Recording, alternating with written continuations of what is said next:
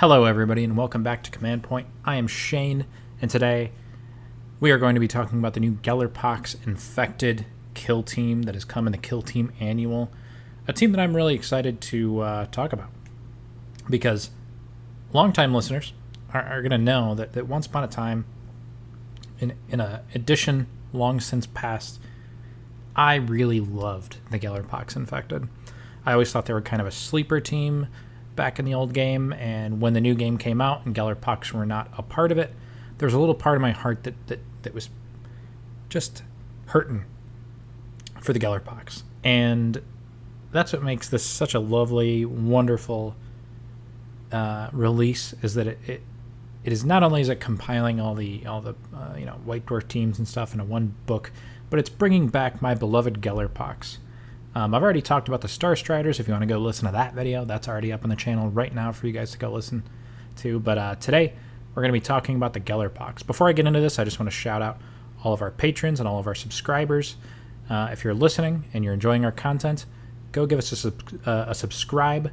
And if you're already subscribed and you're really enjoying our content, check out our Patreon. It's kind of a tip jar these days, just to show us a little bit of love and keep the lights on for us here at Command Point. And you'll occasionally get a little vlog from yours truly as well. So if you want to hear any of that, go over to our Patreon. But for right now, let's take a look at the Gellerpox Infected Kill Team that I am so very excited about, and I hope you're excited about it too. So to start, they're much like the Elucidating Star Striders. The core of your list is just kind of given to you. There's not really a list building aspect here, although there is a little bit of something with the Gellerpox Infected that is not there with the Star Striders that we'll get into later in the equipment section. I did want to talk about the archetypes here, though. They have access to Security and Seek and Destroy, which is pretty good. Both solid. They're operatives.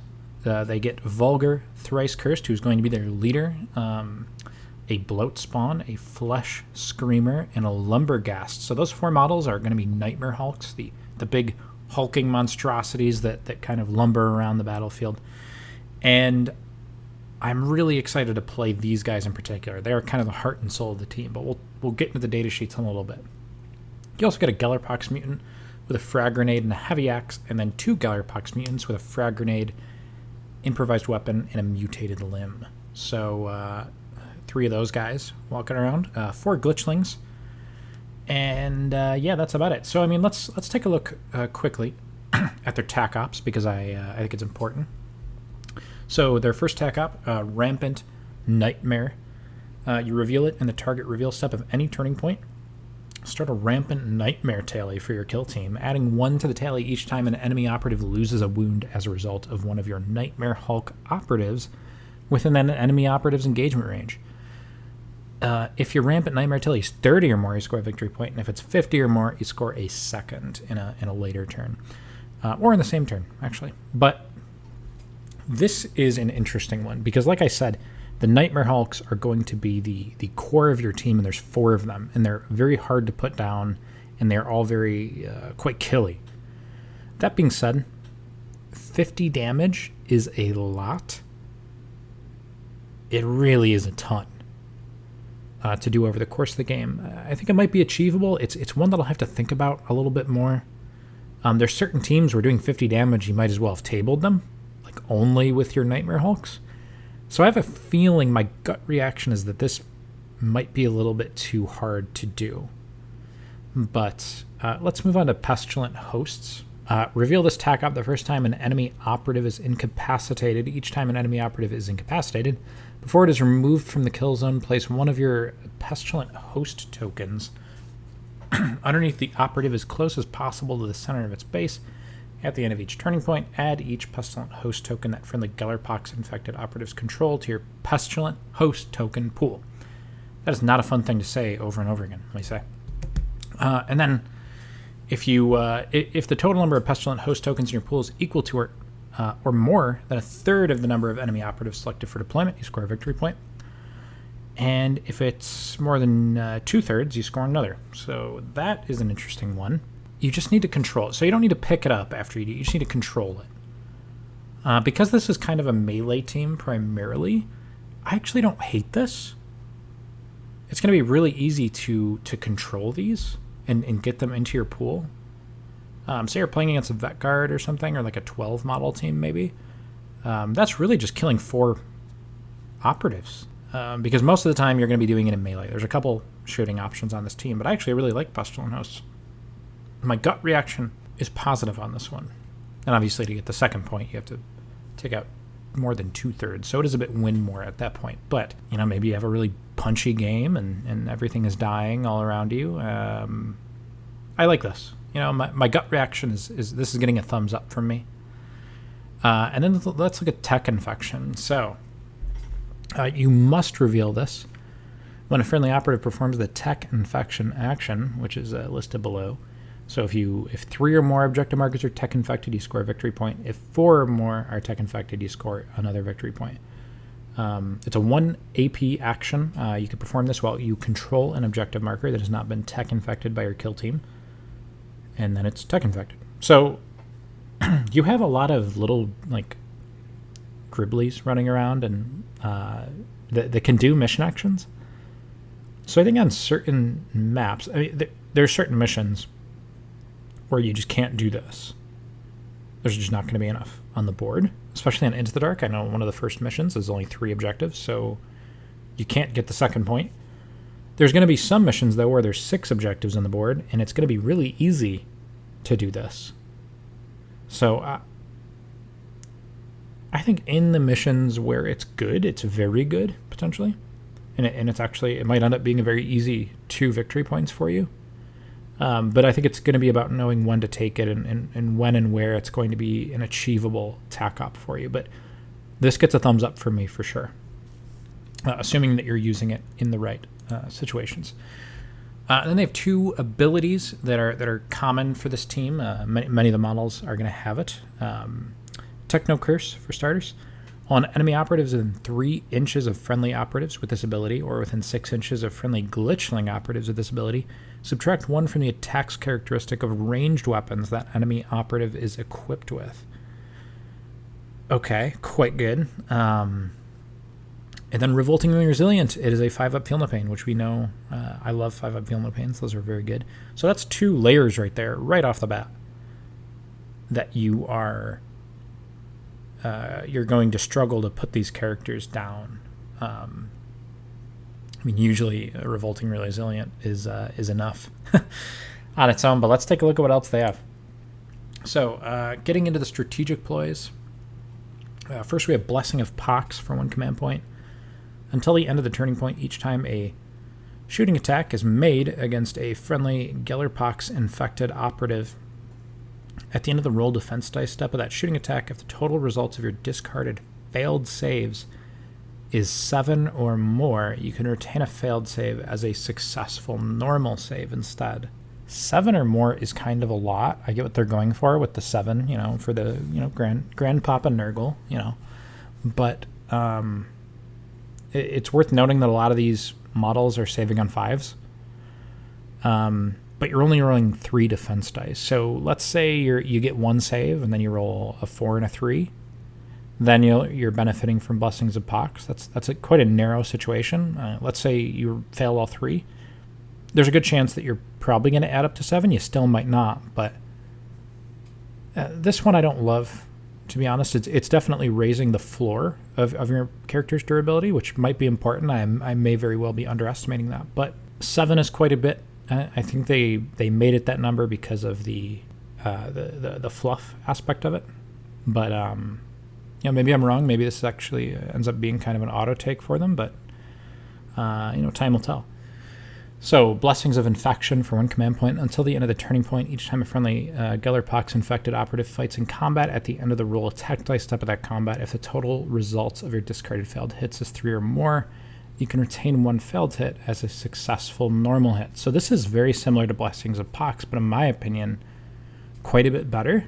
A lot of the time your models are hitting on either 3s or 4s, sometimes 5s. But 3, obviously being much lower than 7, makes up for that. And on top of that, you're rolling more attack dice than you are defense dice pretty much at any given time.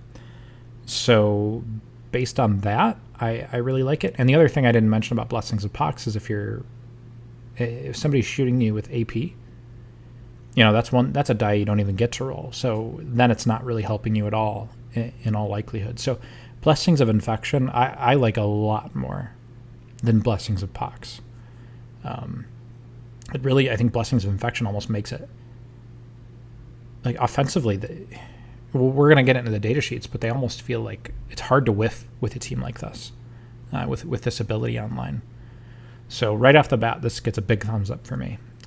Let's move on to Drawn to the Hum, which costs 1. It says 1+, so we'll get into that. Select 1 objective marker. Each friendly Gellerpox infected operative within 6 inches of it can immediately perform a free dash action, but it must finish that move closer to it. The strategic play costs 1 additional command point for each previous time you've used it during the battle. Okay. I suppose that the action economy this grants is very powerful, but on the other hand, we have seen a lot of other things like this that do not have this penalty, this kind of extra tax you're paying for using it multiple times. So I'm not sure. This is something I could easily see myself using once, but once it gets to 2 command points, I don't think I would be touching this. It's really hard to justify a stratagem that costs that much in general in this game. And I don't know if this is quite good enough to warrant it. But the first time you use it, I really like the action economy it grants, and I think it's going to allow a lot of really powerful plays for sure. So let's talk about Rust Emanations. This is 1 command point. It's their final strategic play. Until the end of the turning point, while an enemy operative is within engagement range of friendly Gellerpox infected operatives, excluding the Mutoid Vermin operatives, that enemy operative is treated as being injured, regardless of any rules that say they cannot be injured. Interesting. Only subtract circle from their movement characteristic as a result of being injured if they are activated within engagement range. So this is like Contagion, except it only works if you're in engagement range with them. The noteworthy thing here is that it says, regardless of any rules that say they cannot be injured. Does that mean that a Death Guard Plague Marine can be injured by this? That's kind of crazy if that's the case. This team is going to be in combat a lot. They're going to be in engagement range with you quite a bit. And I can see Rust Emanations being very, very strong, especially against other melee teams. So big thumbs up for me. Tactical ploys. 1 CP Pollute Stockpile. Use this tactical ploy at the start of the Select Equipment step. Select 1 item of equipment from your opponent's faction army list, then select one of the following effects. Your opponent must spend 1 additional equipment point each time they select that item of equipment for battle, or your opponent can only select that item of equipment for the battle a maximum of once. Okay. There are definitely teams that hoard a certain type of equipment, and this would have been really funny if this came out before grenades got limited, because that would have been almost a go-to, I feel. Maybe not a go-to, but just limiting crack grenades would have been great. But now that that's already a thing, I don't know if you would use it to... Oh, man, that's tough. This is a thing where you'd have to think about every single matchup and try to imagine what the opponent likes to take. Like, if you're playing against novitiates, you're probably going to want to limit their chastisers to 1. That would be brutal against novitiates. Against teams that like to take a lot of the same equipment, that's also going to be quite good. So I'm curious. This is one I'd have to think about, but I like it on a glance. It is a bit scary to start down a command point, especially looking and seeing that they have these really good strategic plays. But on a glance, I do like this. Okay, Barge from command point. Use this tactical play when a friendly Nightmare Hulk operative is activated. Until the end of its activation, that operative can move around across and over other operatives and their bases as if they were not there, and can perform charge and normal move actions while within engagement range of enemy operatives, but must finish moves following all requirements specified by that move, and cannot finish moves on top of other operatives or their bases. This is really good, and I think this is going to be particularly good in Into the Dark, which in general I think is going to be a format that Gellerpox are going to love playing on. Into the Dark is a lot more confined. There's going to be a lot more tight corridors filled with models kind of blocking the way, and something like Barge to get over, especially with a really important model like one of your Nightmare Hulks, I think is going to be really powerful. So this is a situational but excellent tactical play here for the Gellerpox. Well, let's move on to Putrescent Demise. Use this when a friendly Gellerpox infected operative other than the Mutoid Vermins are incapacitated. Inflict 1 mortal wound or D3 if it's a Nightmare Hulk on each enemy operative visible to and within circle of that friendly operative. This is going to be quite niche, I think. There's going to be times where this can win you a game, maybe. Not very often, though. And the situations where it is good, it's going to be very obvious when you want to use this. But this is not going to be something you plan around. It's not going to be something that you anticipate using every game by any means. Most games, I would wager to guess, you might not use this. But, yeah. So let's go on to Frightening Onslaught. So this is their final tactical play. Use this after a friendly Nightmare Hulk operative performs a fight action. If that operative is still within engagement range of an enemy operative, you can immediately fight in combat with it again, and it does not cost any action points, and you do not have to select the same target. Ooh. Anything to boost the action economy of these Nightmare Hulks, I think, is going to be really good, and very straightforward, but I'm a fan of Frightening Onslaught. So overall, I really like the plays here. You'll notice there was only like 1 or 2 that I was kind of sour on. Blessings of Pox, I don't think I like very much. Drawn to the Hum, once it costs 2, I would avoid. And Putrescent Demise, not that I think it's bad, but it's very situational. But everything else, really big fan. I'll have to give this some thought. So let's move on to the actual models. Okay, so looking at the data sheets here, we've got Vulgar, Thrice Cursed. This is the leader. And one of the focal points of the Gellerpox Infected here. Really excited to talk about this model. For starters, movement 3 circle. I was surprised by this the first time I saw it. I assumed they were going to be very slow. That is not the case. They move normal. They're APL 2 though, so have to keep that in mind. GA1, of course, defense dice 3, a 5-up save, 19 wounds. Oh my goodness.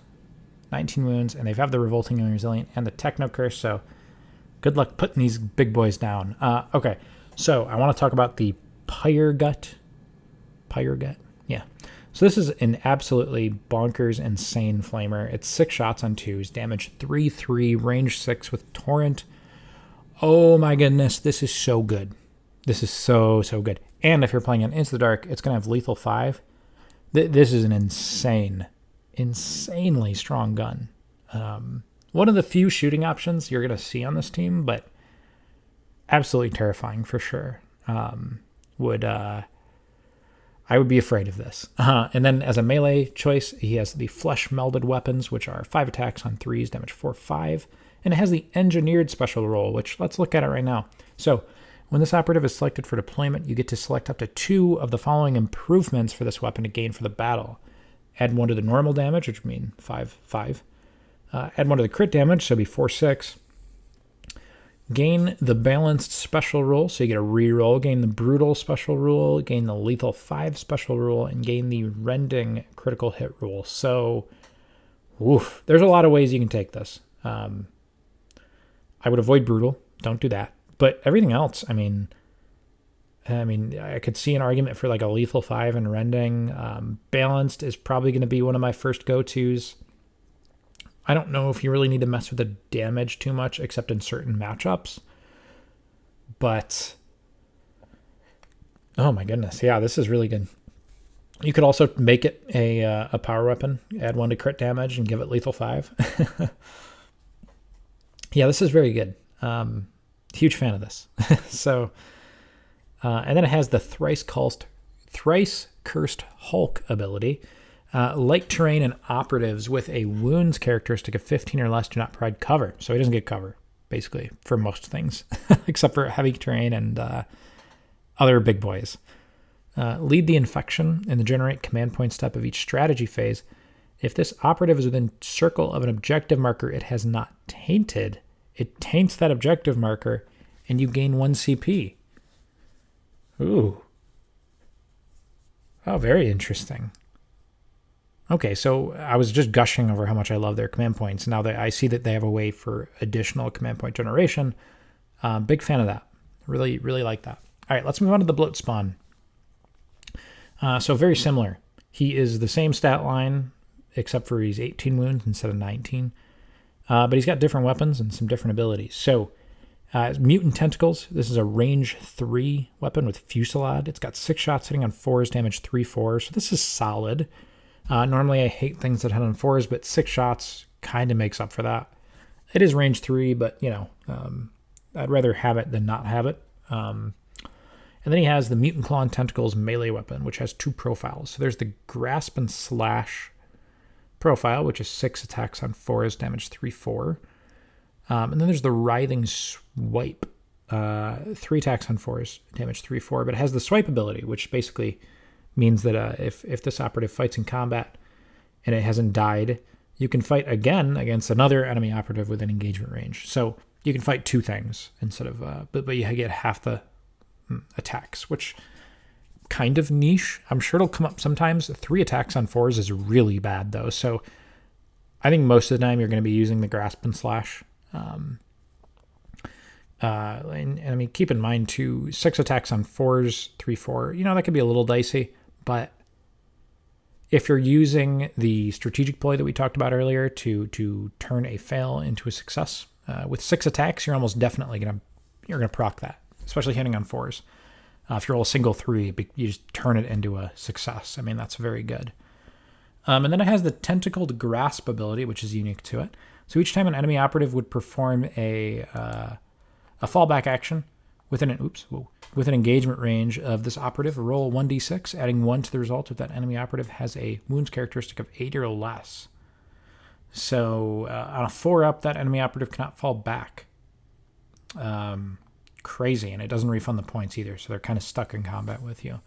So I mean, this guy's just going to tie up a bunch of models and just keep them there, and you know, slowly whittle them down with the Grasp and Slash. And if they're feeling spicy, they can do the Writhing Swipe. I don't know though. So let's move on to the next of our big boys, the Flesh Screamer. So the Flesh Screamer, same basic profile, except he has the Mutant Fist and Cleaver. Each time this operative or this weapon is selected to fight in combat with, you get one of these 2 profiles. There's the Bash and Slash, and I just love the names on these. 5 attacks on 4s, damage 5/6. Really big fan of that. Normally, you know, again, I can say it over and over again. Normally, hitting on 4s scares me. But with that ploy, I mean, I'm not really afraid of the consistency of these models in melee at all. So, and then there's the Lopping Blow. 1 attack on a 3, damage 8/9 with lethal 5. So, oof. Man, I mean, that's pretty good, huh? There's going to be things like, yeah, obviously you don't use this against the duelist that can just immediately parry, but that's weird. I feel like I would almost always want to do the Bash and Slash, but that Lopping Blow is going to be really tempting at times. I'm not going to lie. Oof. Okay. Oh, and there's the Nightmare Hulk ability, which I think, do they all have this and I just neglected to read it? No, Thrice Curse doesn't have this, but let's read it now. Each time this operative perform a mission action or the pickup action, you must subtract 1 additional action point to do so. Light terrain and operatives with a wounds characteristic of 15 or less do not provide cover for this operative. Yeah. So it costs 2 points to do pickup. So you just don't pick things up with these guys. Unique to our good friend, the Flesh Screamer, who just look at him. I mean, goodness. He's got the Horrifying Shrieking ability. Each time an enemy operative would perform a mission action or the pickup action while within 3 inches of this guy, they have to pay an additional action point. And then when determining control of an objective marker, this operative is within basically that he's standing on, treat enemy operative's total APL as being 1 less. Okay, I like that. That's really good. This guy really wants to sit on a central point and just be a problem. I respect it. All right, now we're going to talk about Lumberghast, who I think this is my favorite name for sure. um, he's got the Mutant Claw, a very straightforward melee beater here. 4 attacks on 4s, damage 6/7 with Brutal. Thank God for that ploy, because this guy would be really inconsistent without it. He has the Spiked Charge ability. So perform a free charge action with this operative. When it finishes that action, each enemy operative within its engagement range suffers D3 mortal wounds, and you roll separately for each. That is really cool. I like that a lot. No reason to ever do a normal charge with him. Just do a spike charge, I think, unless I'm missing something. Yeah, I mean, that kind of makes up for the lower consistency that his Mutant Claw has compared to some of the other Hulk's melee weapons. So a lot of the time you're going to be looking at one-shot guys with this character. So big fan of all the Nightmare Hulks. They're all amazing. 18 wounds with a 5-up Feel No Pain. That's about 27 wounds on average you got to claw through before you can take care of them. And if you're too close to them, they're reducing the attacks from your shooting weapons.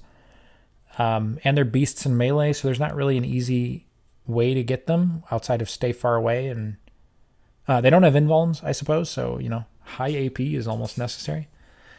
But, yeah, really, really tough. Huge, really fun-looking models. I'm excited to get them on the table. So let's start getting into the little guys, the Gellerpox mutants. So the Gellerpox mutants, they have 2 circle movement. They're quite a bit slower than their Nightmare Hulk big brothers. GA2, APL2, 7 wounds, 5-up save. They have a frag grenade they just get, which is cool. So that doesn't fall under the equipment limitations, so you can have a couple frag grenades on this team. Heavy Axe, 3 attacks on 4s, damage 4/5 with Brutal.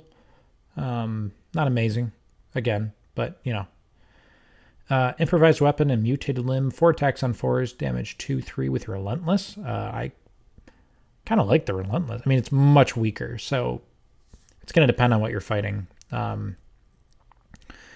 If you're just looking to parry away, you probably want to use the improvised weapon and mutated limb.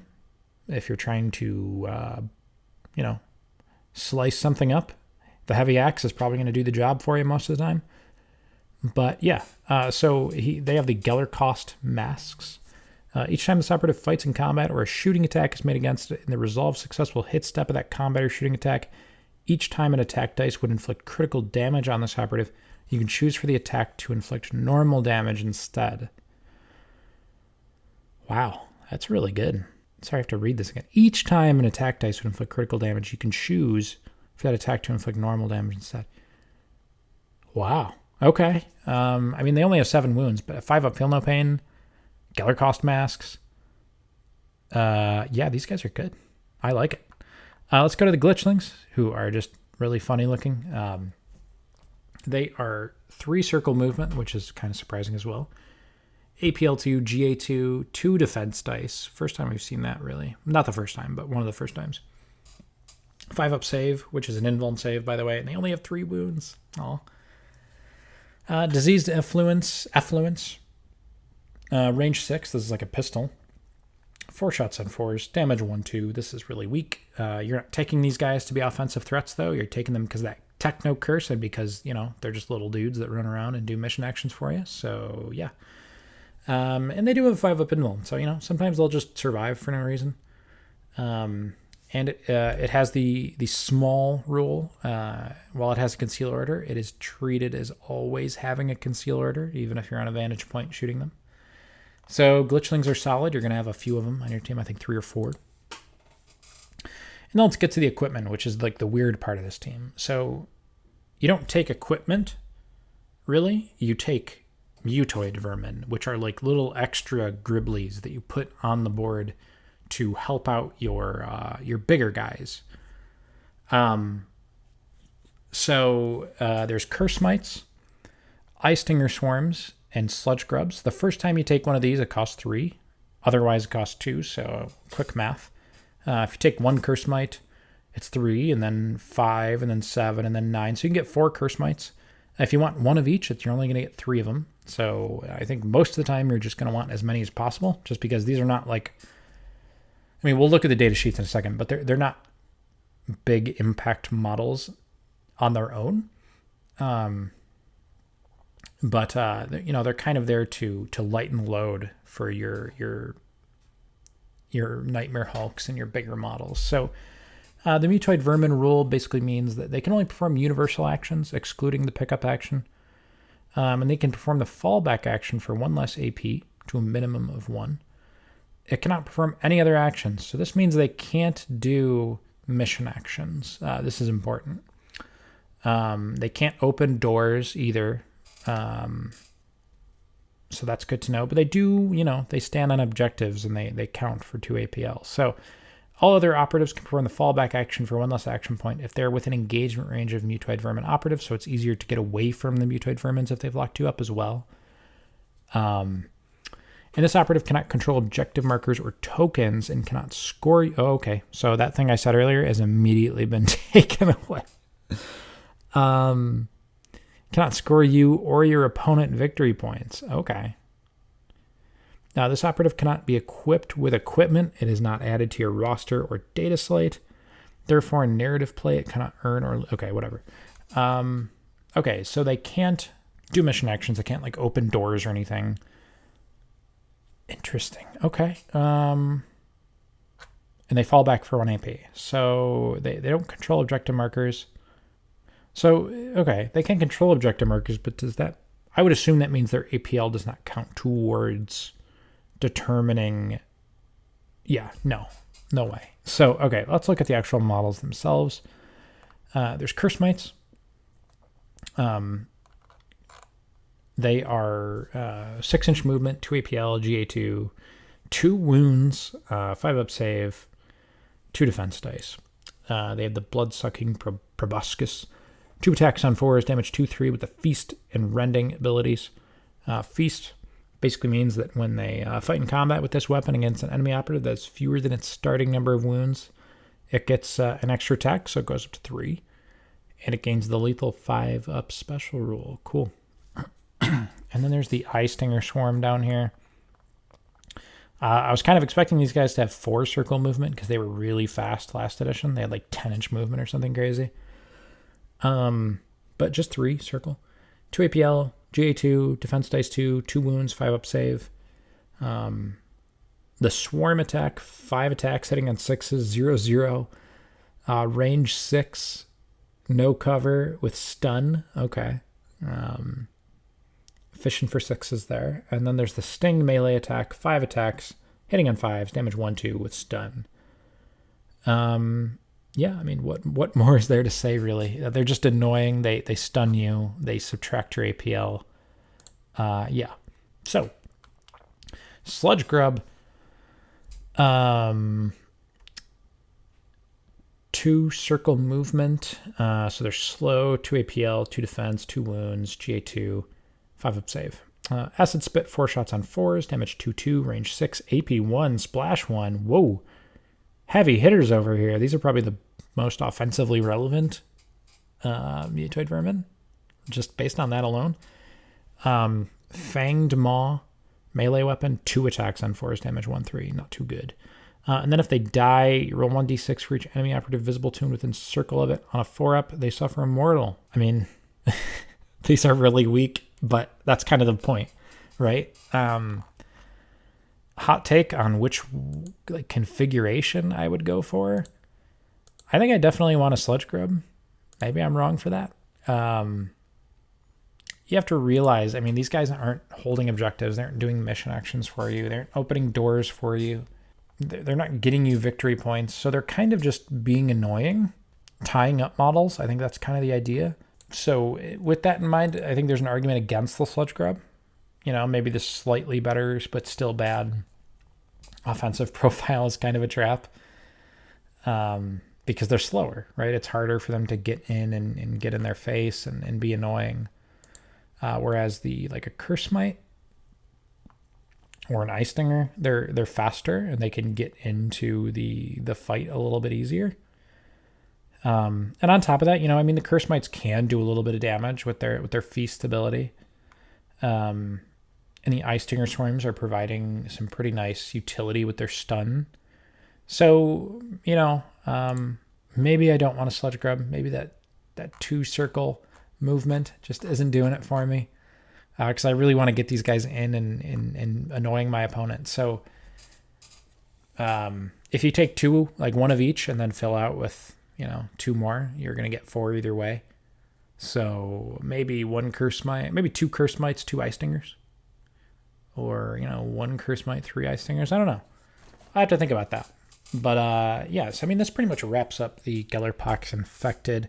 I'm a huge fan of this team, especially on the Into the Dark format. I think they're going to be a force to be reckoned with over there, and I'm not just saying that. I actually do think that Gellerpox are possibly a sleeper team competitively, and I'm really curious to see what players are able to do with them in tournament play.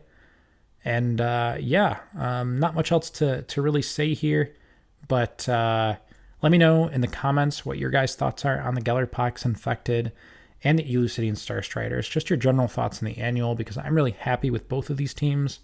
To me, they just seem really fun to play, and it's kind of a nice breath of fresh air, if I can talk, in the meta right now, to be getting so many new teams just kind of injected into the game between this Into the Dark and the Intercession team that came out in Warhammer Community. So again, I hope you guys enjoyed listening to this. This is Shane from Command Point talking about Gellerpox, signing out.